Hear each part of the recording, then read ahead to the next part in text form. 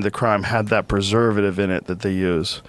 They were sloppy in the 90s, you know? I don't know if they were sloppy. I feel like I had a friend in law school, or went to law school. She told me the way she described the OJ case was that it was like the most rigged one court case of all time or whatever.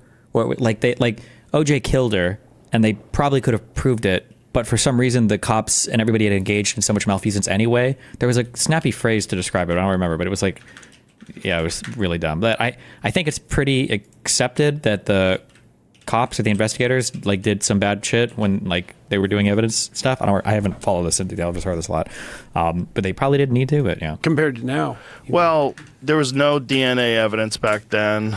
You know, cops were there. There's always going to be a certain percentage of cops that just want to convict somebody regardless of the evidence. And if wait, I'm so dumb. Hold on. There's no DNA evidence in 96? Is that when he killed her? When did OJ kill? Since 1995. Apparently the first time DNA evidence was used in 86? I don't know. Okay. Maybe it wasn't that common yet? That's possible. I don't know. Have you gone into the whole George Floyd story at all? Have you ever like looked at like what they actually did to him? It's a combination of things. Like what the cop did was horrible, but also he was dying. No. You know, like most people probably, like if they did that to you, you probably would have lived. You know, that guy. But that doesn't matter. He was fucked up, but that cop did lean on his neck, which is always interesting to see people try to minimize that. You know, I'm always like, you got to be able to just say what it is. Well, that situation can be ugly in a multitude of ways. Yes. Right. That's when things get, well, hairy. That's when it's very difficult to pick your moral pathway forward. All your choices are not good. Yes. Right? Which is oftentimes the case when it comes to conflicts, right? Yes. Conflicts are very complicated, and people want it to be binary. They want there to be a good guy and a bad guy, and that's oftentimes not really the case. Well, it's hard to organize yourself for combat unless you are quite convinced that you're the good guy. So there's a default to that dichotomy that's a necessary part of, well, even standing your own ground, right? Because otherwise you get demoralized. And so I suppose people, well, when they're threatened, they default to a simple narrative, and because you can't defend yourself. In some ways, it's very hard to defend yourself, especially physically or militarily, without a pretty cut and dried narrative. Well, especially like military operatives, you know, you have to have a very, your life and the people that you're with, their life depends on you not having any confusion about whether or not it's morally correct to be doing what you're doing. That's why they like to break it down to kill bad dudes, you know, kill bad dudes. Right. Real simple. Let's go. Simple, true. They tell us what to do, we do it. Which is what you want to stay alive, you want your teammates to stay alive, that's what you have to do. Wow. Yeah, well, you never know when doubt will cause a fraction of a second difference in reaction time. Oh, yeah. That's always the thing with physical altercations with people, too. You know, oftentimes people get sucked into these things where they're not sure whether to act or not act, and that's when they get in trouble. Right. You know. Wow. Right. That's probably true in life. You don't want to oversimplify things, too, but once you've made a decision, well, that's when it's necessary to put doubts behind you, because otherwise you just act in half measures. Yeah, and oftentimes you have to have done the wrong thing before, like failed to act or hesitated to act, and it cost you.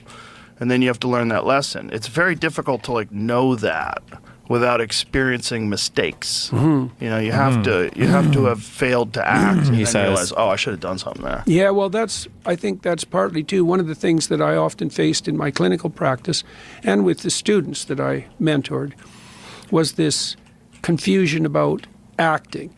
I don't know what to do, so what should I do? Well, nothing. I'll wait around until I figure out what to do. It's like, no, you should put together a bad plan and you should implement it. Because even if you fail in the implementation, you'll gather information, and then you can rectify the plan. And so... Fuck me. I genuinely believe that Jordan Peterson used to give, like, not even just good advice on things. It was insightful. It was actually really good advice. I have so many friends that I know who, and as I get older and I see them get stuck in these patterns, fall into this holding pattern of... I want to do a thing, but I don't know how to do it exactly. And I'm going to plan how to do that thing. And they get trapped in the planning phase forever. And then they never do anything. And what Jordan Peterson just said there is actually so fucking important. If you don't know what to do, there's two things you have to, there's one really important thing you have to recognize, okay? And it doesn't feel that way, but indecision is a decision, okay? Even if you don't want it to be, it is, okay? Time is always moving forward. So when you decide to do nothing or you can't make a decision, you are making the decision to do nothing. That's what's happening, okay? Because the opportunities are going away or the environment is changing, like other people are making decisions, you're getting left behind, whatever. You have to do something. Or if you do nothing, you're still doing something. You're just doing nothing. And that nothing is a something. If you really are like paralyzed and you don't know what to do and you're not sure, sometimes it's good to just do anything. Like if you don't know how you want to approach a project, if you don't know how you, whatever, just do anything. And once you do it, the information that you gather from doing that thing can be instructive. And after you gather some information and you start doing that particular thing, afterwards, you can have a, you might change and you might actually have a way to approach that problem in a way that like, now you can do it going forward.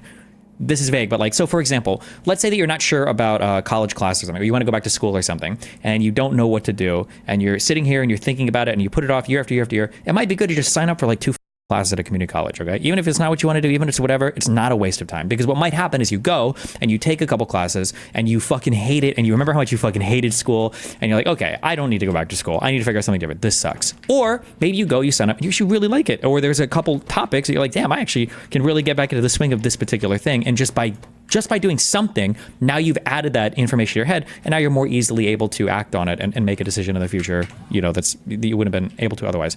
It's really important to do things, though. It's so important to do things. Don't just not do anything because you're afraid of making the wrong choice or whatever. You should do something. What he just said there is very, very, very important. Staying in that malaise until you know what to do that makes it will you never get come. older and more miserable, and you gather no information along the way. Yeah. A bad plan is a good idea. Best, you know, any plan is better than none. That's a good rule of thumb. And a bad plan can be incrementally improved. Yeah. Right? With experience. Right. He who hesitates is lost. Yeah. Yeah, that's really difficult for young people. I think more so today than ever at any time in history, because the distractions are so many and they're so engrossing. You know, if you get out of high school, you don't know what to do, and then you start playing video games and you're on social media, a day can slip by like that. Yeah. A day, a year, yeah. becomes a week, becomes a month, becomes a year, and before you know it, you're 30. Yeah, right. And you That's haven't for done sure. shit. Yeah. And that's really common. That's really common today. What's the balance between the go do anything and patience as a virtue? These are not things that need to be balanced at all. What do you mean? Patience as a virtue has nothing to do with taking action or not, no? Because I've been lecturing to people for a long time about how to conduct themselves in life so they don't become a tyrant or a handmaiden to the tyrants. True. Right? A silent handmaiden to the tyrants, let's say. And aiming at play. You know, when we walked in here today, one of the things we said was, let's have some fun, you know? Yeah. And I've been thinking this morning, too, about what attitude I should take coming in to talk to you. And there isn't a better attitude. There isn't a better attitude than play. And so, and I think it is because it's the antithesis. It's the antithesis of tyranny in particular. And then you were talking more about mature play. And that's that good, you know, that also makes sense.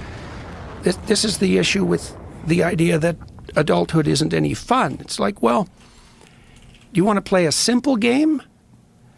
Or do you want to play a really sophisticated game really well? Now, that's going to require some discipline and some training and some maturation, but the payoff is much higher. That's a good way to conceptualize marriage. The highs are higher when you're successful. Well, and also the people who have the most sex now are religious married couples. Wow. Really? Yeah, I know, isn't that funny? Which religion? It's like, yeah, good question, Joe. Good question.